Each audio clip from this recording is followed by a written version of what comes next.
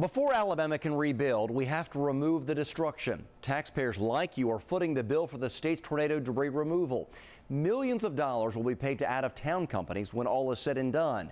We heard one such outfit was told to leave town, so we decided to check out why.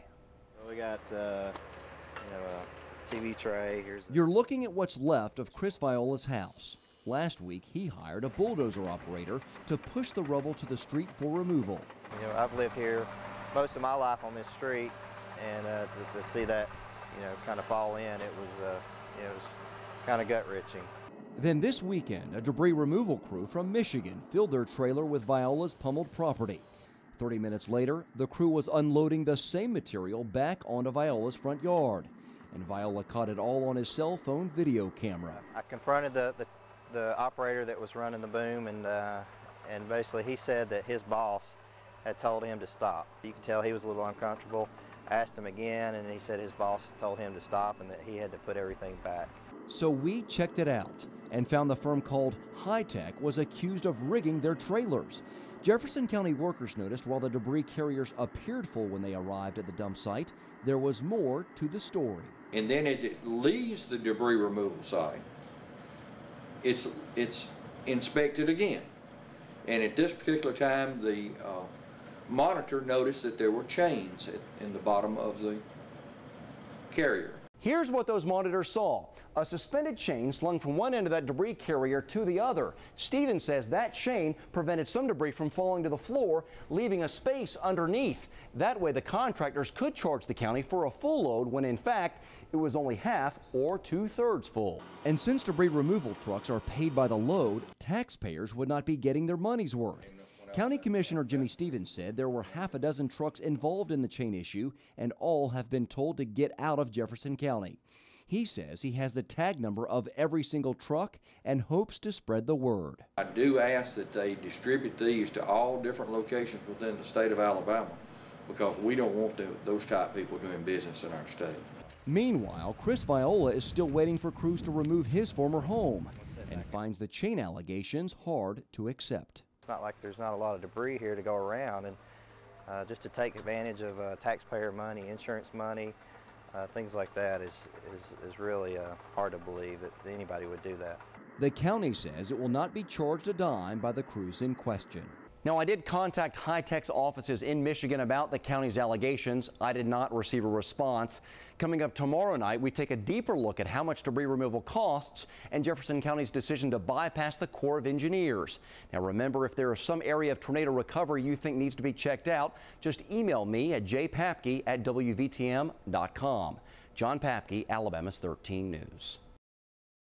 A handful of St. Clair County contractors say they were told the Army Corps of Engineers would include them in the debris cleanup.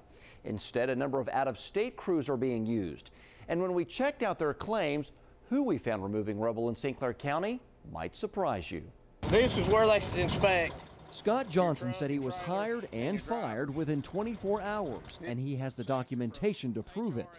He claimed his trucks passed inspections for Shoal Creek Valley cleanup, only to be told the very next day he was not needed. I mean, it don't make no sense. I mean, if we passed inspection, what they told was going to happen, then turned around and said it wasn't going to happen. Randall Davies said he spent about $8,000 to make his truck meet Corps of Engineers requirements.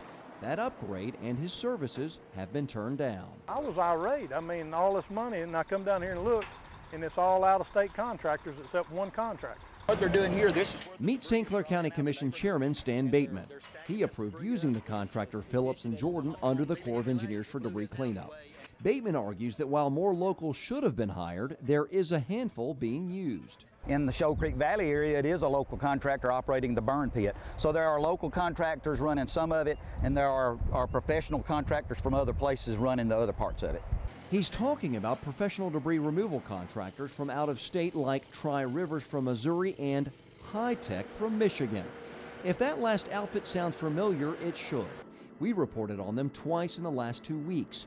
High Tech was fired in Jefferson County, where they were accused of rigging their trailer with a chain so they could potentially overcharge for a partial load. Monday, the Jefferson County Sheriff's Office announced they were investigating High Tech and thought they had left the state. Our video tells a different story. In fact, this footage of a high-tech debris removal truck was shot in Pleasant Grove on May 14th. And even after we were told the company had left the state, 10 days later, I shot footage of the exact same truck removing storm debris from Shoal Creek Valley. How can I be so sure? Check out the Michigan license plate numbers for yourself. While I was shooting video of Hi-Tech's trucks Tuesday, this worker confronted me on the side of the road. All right. Are you with Hi-Tech? Yep.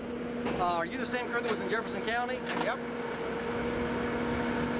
Are y'all using the chains and the trailers like you were using in Jefferson County, or was that blown out of proportion? Minutes later, I spoke with a contractor just up the road who's one of the guys in charge of the companies removing the debris. He said he was aware of the allegations against Hi-Tech, that they were watching the Hi-Tech crews like a hawk, and claimed they were doing good work. If there's an out-of-state firm that's been run out of Jefferson County under allegations of fraud, what do you have to say about them being hired to remove debris here in St. Clair County? That's a very good question, and I really appreciate Channel 13 looking into that in Jefferson County because it gave us a heads up on a company that came into our county. If they're being investigated for a violation of the law, we want them out of here. Wednesday, we were shooting video when a contractor responded to Bateman's questions about Hi-Tech. They said they had the list of whatever trucks were in question.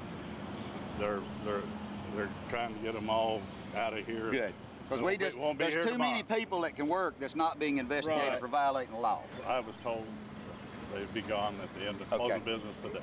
As for why some local workers were hired and then fired, one contractor told me the Corps of Engineers changed the requirements for safety reasons. Randall Davies is worried those changes could cost him and the St. Clair County economy. Now, there no tax money comes in off that money we spend. You know, it's just gone. It's going to Missouri, Michigan, Louisiana, Mississippi, and it's no benefit to this county. Whether Hi-Tech will get paid for St. Clair County work remains to be seen.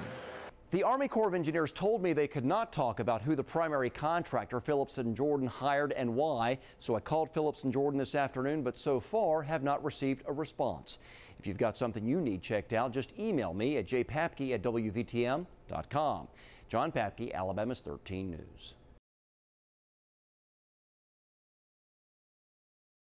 If you've got